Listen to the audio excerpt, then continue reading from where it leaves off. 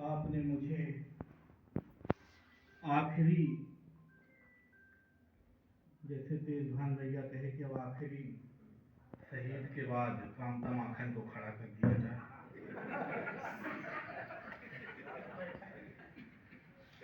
तो मैं अपना यही खूबसूरत सा चेहरा लेके खड़ा हो गया। नहीं अपना भी करेंगे तो भी अब खड़े रहूंगा। नहीं, जब खूबसूरत ऐसा है तो बदसूरत कैसा है? जब से आया हूँ तब से मेरा लगातार अपमान वो सम्मान होता है। हालांकि मेरा सम्मान ऐसे ही होता है। मैं जब रीवा से चला तो घर से निकला तो एक ऑटो वाले को हाथ दिया, तो ऑटो में पीछे एक लड़की बैठी थी। ऑटो वाले ने ऑटो खड़ा किया और जैसे मुझे चढ़ाने लगा तो लड़की बोली कि अगर इसे चढ़ाओगे तो हम उतर जाएंगे।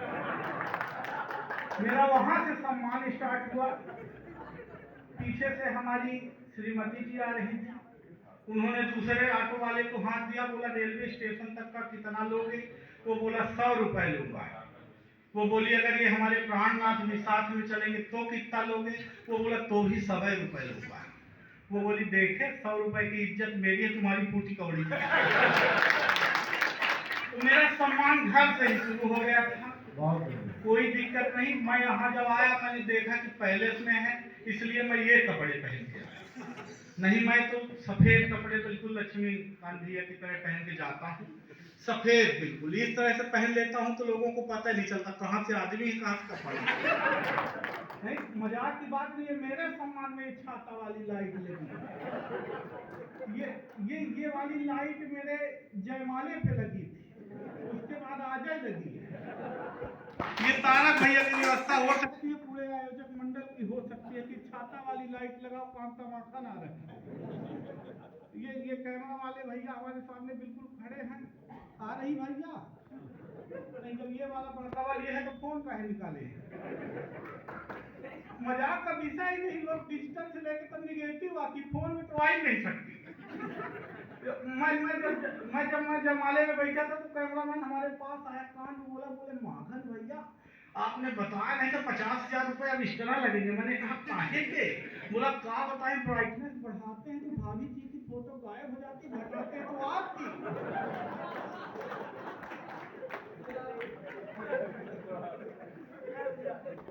अच्छा आपको भी समझ में आ गया?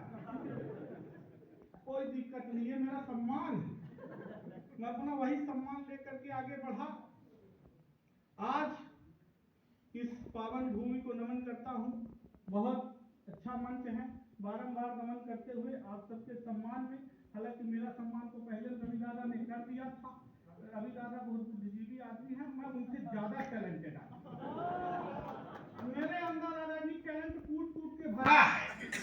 ये अलग बात है कि इतना कूट दिया गया है कि इस तरह हो गया। मैं अपने शहर बिंद चौराहे से गुजर रहा था तो मेरे साथ मेरी प्रेमिका भी थी। हाँ ऐसे कर दिए जैसे ना नहीं कालिया के साथ मैं कुछ बोलूं उससे पहले ही उस लड़की ने जवाब दिया कि जिसे तू कालिया कह रहा है ये व्यक्ति मुझे ऐसे नहीं मिला है। तो उसने पूछा कैसे मिला है? उसने बताया, सुनिएगा कि सालों तक पूजा पाठ जप तप किए मैंने, सालों तक पूजा पाठ ऐसे नहीं मैं देख लीजिए। सालों तक पूजा पाठ जप तप किए मैंने, तब जाके मेरे लिए प्यार लेके आए हैं। दुनिया की नजरों में लायक न प्यार मेरा, फिर भी ये मेरे लिए यार लेके आए हैं। बहार लेके आए हैं, फुहार लेके आए हैं, फुहार लेके आए हैं, बहार लेके आए हैं। मेरे लिए हीरो वाला हार लेके आए हैं। मेरे इस तप का तो यही परिणाम मिला, शनिदेव स्वयं अवतार लेके। क्या बात है।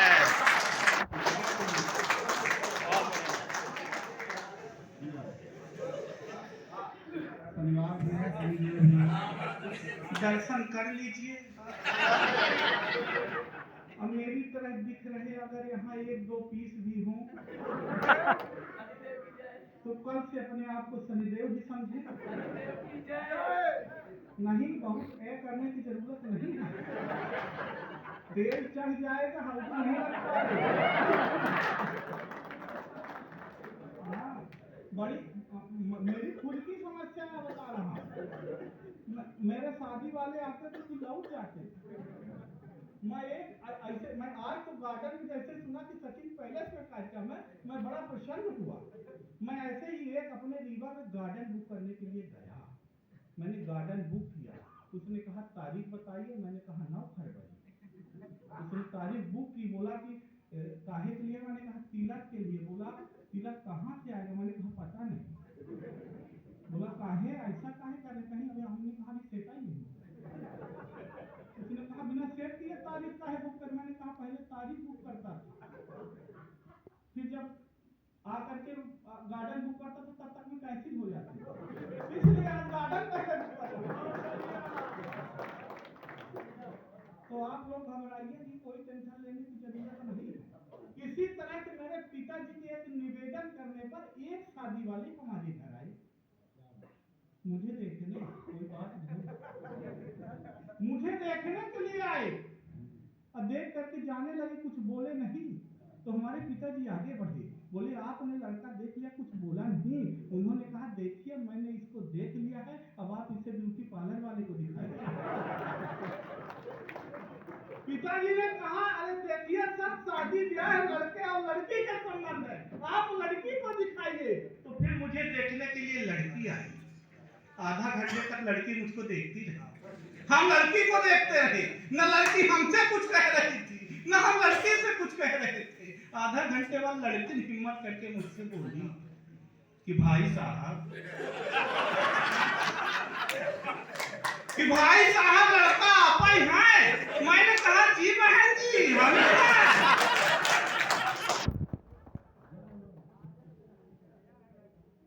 मैंने कहा जी बहन जी हम ही हैं। उसने कहा जब हम आपसे शादी कर लेंगे तो आप मुझे क्या मानेंगे। मैंने कहा जिंदगी। उसने कहा लानत है ऐसी जिंदगी, तो आप शादी करनी पड़ेगी। तो आप लोग टेंशन न लीजिए, मेरा विवाह जैसे लगा उसके बाद लॉकडाउन भी लग गया। मेरा विवाह लगा का लगा हो नहीं पाया। तो मैंने उसे बताया कहाँ मिलो, सब होने वाली अपनी दुल्हन से वीडियो कॉल में बात कर रहे थे। मैं नहीं करता, कर लेता और वो देख लेती तो बहुत बड़ा खतरा था। तो मैंने बताया कि कहाँ मिलो तो क्या हो सकता है।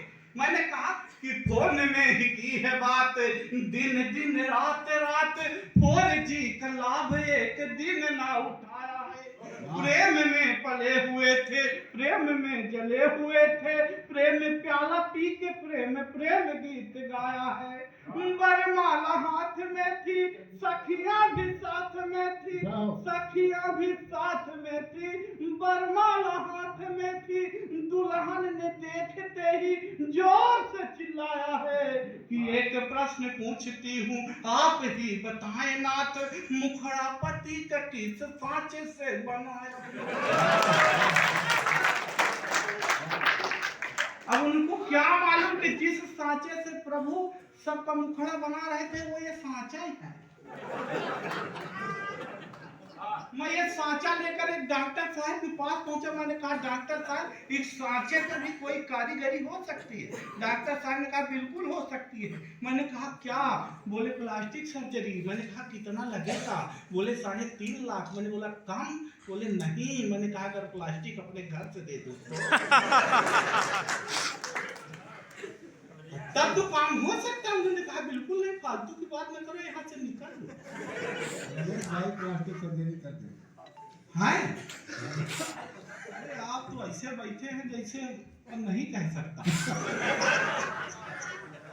वो गुफा में बैठे थे कुछ दिन, मैं काहे कुछ कहूँ। अभी मैं मेरे यहाँ रीवा गए थे दादा, और वो उधर दोनों महापुरुष तो बस स्टैंड में उतरे, एक बगल में मशीन लगी थी, एक का सिक्का डालो वजन बताती थी। तो दादा को एक का सिक्का डाला गया, दादा को चढ़ाया गया, मशीन से आवाज आई कृपया एक एक करके चढ़े। दोबारा एक का सिक्का डाला गया, आशीष भाई को चढ़ाया गया, तो मशीन से आवाज आई कृपया कुछ तो वजन रखे।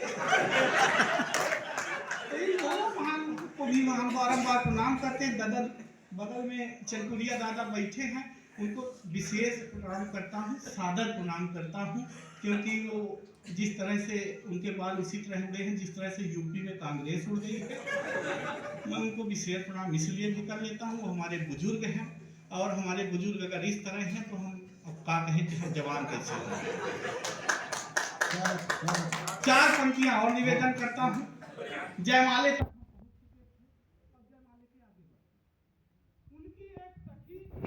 जयमाले पे नहीं आ पाई थी तो मुझे देखने फिर मेरे घर आई। रवि दादा तो समझा रहे थे कि तुम क्या पहन के आ रहे हो। मैंने कहा मैं शादी वाली कोट पहन के आ रहा हूँ। बोले मत पहन के आओ, क्योंकि 1 साल हो गया है। मैंने कहा हो गया। बोले फिर कोई मतलब नहीं, क्योंकि 1 साल के बाद फिर उस कोट का कोई मतलब नहीं। मैंने बोला क्यों, आपको अनुभव है? बोले देखो बेटा, जब हम अपनी होने वाली पत्नी के साथ आगे बढ़ते हैं ना तो उसका परिवर्तन बढ़ता जाता। मैंने कहा कैसे? तो समझाया। बोले मान लो जा रहे हो अपनी पत्नी के साथ, बगल में अगर गड्ढा है तो पहले साल तुम बोलोगे उधर किधर जा रही हो, उधर गड्ढा है। दूसरे साल बोलोगे अरे उधर किधर जा रही हो, उधर गड्ढा है। फिर तीसरे साल बोलोगे अरे उधर किधर जा रही हो, उधर गड्ढा है। फिर चौथे साल बोलोगे अरे तुम उधर किधर जा रही हो, गड्ढा तो इधर है।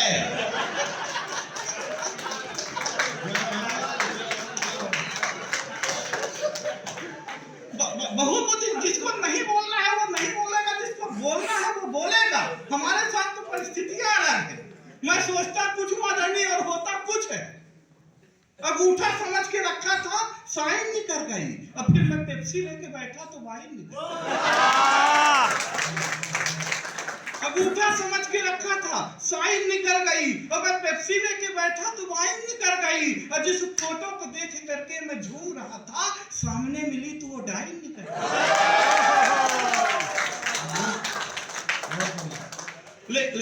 लेकिन मैं हार मानने वालों व्यक्तियों में से नहीं। मैं बहुत टैलेंटेड आदमी। काला तो खुद था ही मैं। घर वाइट उठा लाया, सब रंग कह रहे थे, मैं राइट उठा लाया। और लोग घर में लाते हैं पटाखा फुलझड़ी, मैं पूरा डायनामाइट उठा लाया। अब मैं सोच रहा हूँ किस दिन फट जाए, डर बना हुआ है। तो वो मेरे घर आई देखने। जब पहली बार देखा तो क्या कहा कि एक दिन घर में मैं ऐसे ही बैठा था, तभी देखा सखी घर घूमने को आई है। मंद मंद मुस्कान लिए अपने चेहरे में, मानो घटा ही मेरे घर में उतर आई है। अब वो नमस्ते कहती जाजी, अब मैं सोचा बोलेगी, पर मेरी उम्मीद में वो पानी फेरे आई है। अब मेरी तरफ देख करके पूछती है बीबी से, सखी भैरव की मूर्ति तू कहाँ से कहाँ?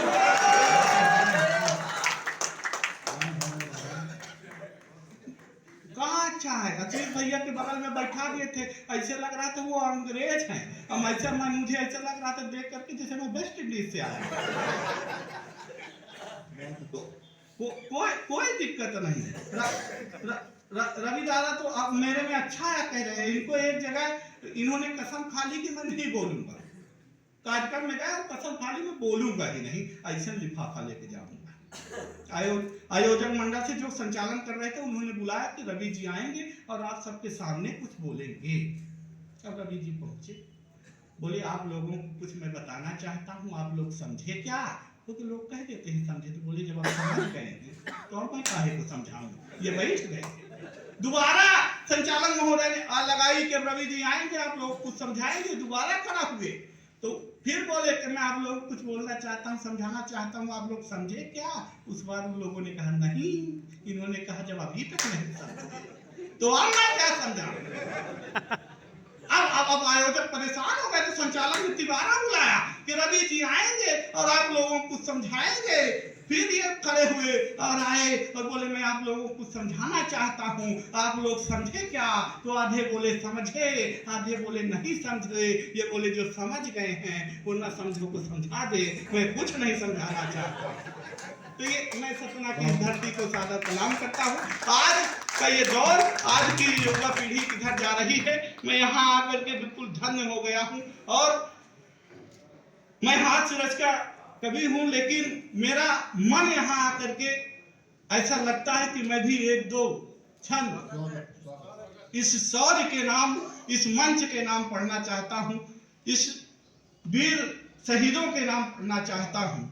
आज ये युवा पीढ़ी जा किधर रही है, आप भी देखते होंगे इन फिल्म दुनिया वाले से। रवि दाना ने पहले ही शाहरुख खान का नाम लेकर के बता दिया कि ये उसी टाइप का आदमी है।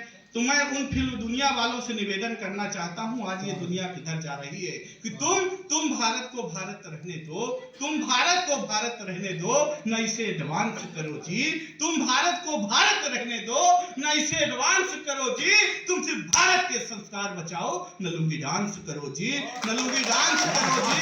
शीला की ये भरी जवानी, शीला की ये भरी जवानी जान रहे हो तुम, ओए ओए ओए हनी सिंह पहचान रहे हो तुम। ये 2-4 बाटल के चक्कर में बस ओए ओए ओए ओए होता है, यही तमाशा देख के घर का हर बच्चा यूं होता है। भारत को न चीन, न जापान, न ये फ्रांस करो तुम सिर्फ भारत के संस्कार बचाओ, न लुंगी डांस करो तुम, न लुंगी डांस करो तुम। आज आप देखते होंगे कि ताकीजों में बहुत सारी, जब राष्ट्रगान के लिए भी लोग उंगली उठाने लगते हैं और कहते हैं कि 52 सेकंड भी हम नहीं खड़ा कर सकते, तो हम उन युवाओं को कहना चाहते हैं कि धर्म की ध्वजा जहां, दो पढ़ना चाहता हूं कि धर्म की ध्वजा जहां से खोलती है नेत्र सदा, धर्म की ध्वजा जहां से खोलती है नेत्र सदा। आधुनिक समाज यह निपर्द कैसे हो गया, हमारे वंशजों के लाल रक्त में उबाल था, सूर्य का ये तेज ताप सर्द कैसे हो गया। कितनी तकलीफ हो रही है राष्ट्रगान में, कितनी तकलीफ हो रही है राष्ट्रगान में। सोचता हूँ भारती ये मर्द कैसे हो गया।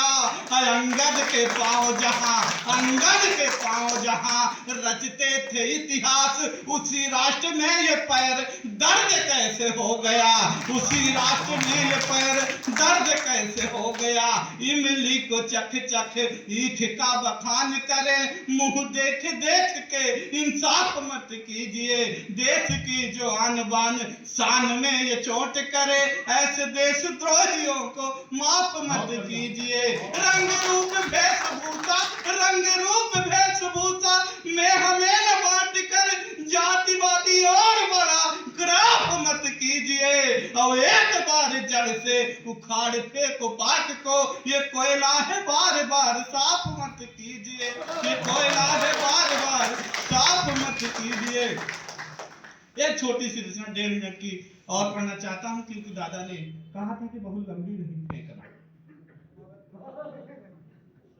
एक छोटी सी रचना, दादा ने खड़ा होते ही कहा, शहीदों की चिताओं में लगेंगे हर बरस मेले, लेकिन किसने देखा है, मैंने आज तक नहीं देखा। मैं आज जरूर देख रहा हूँ इस सतना की जमीन पर ये मेले हैं, शहीदों की चिताओं में लगेंगे हर बरस मेले, लेकिन किसने देखा है, मैंने तो नहीं देखा है।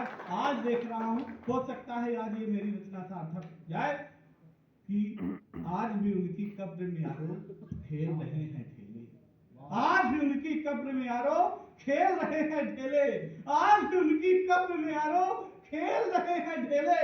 अब किस शहीद की कौन चिता पर कहां लगे हैं मेले, किस शहीद की कौन चिता पर कहां लगे हैं मेले। जिसने अपनी आन बान से इस धरती को सींचा, जिसने अपनी आन बान से इस धरती को सींचा। सुनसान सा लगता है बस उनका वही बगीचा, सुनसान सा लगता है बस उनका वही बगीचा। रोती है रोती है रोती है बस बेबस पत्नी, चुपके हुए अकेले। और किस शहीद की कौन चिता पर कहां लगे हैं।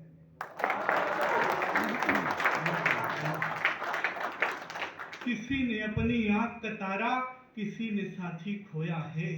किसी ने अपनी आंख का तारा, किसी ने साथी खोया है।